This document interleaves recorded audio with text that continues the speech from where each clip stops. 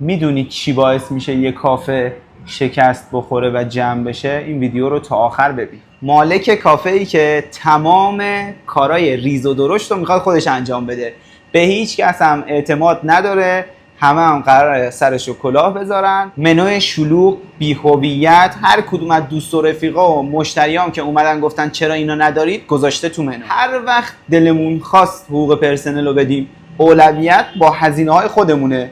اول چیزایی که خودم دوست دارم و میخرم، اگر پولیمون حقوق پرسنلم میدم. روی منو تسلط نداری، حداقل باید بتونی یه بخش از کارتو خودت به پرسنل آموزش بدی.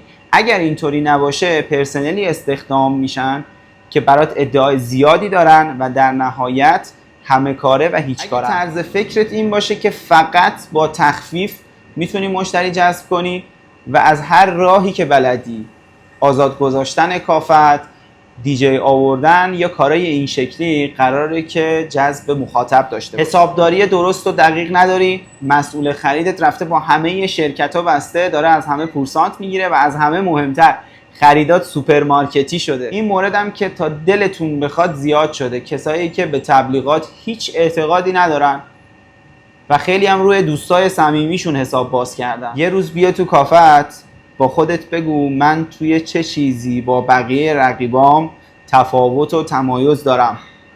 توی معماری، برخورد پرسنلم، آیتم های منو، لوکیشنم توی چی؟ اگر یه مورد شاخص نداشته باشی نمیتونی براش تولید محتوا بکنی و برند نمیشی، در نتیجه شکست میخوری.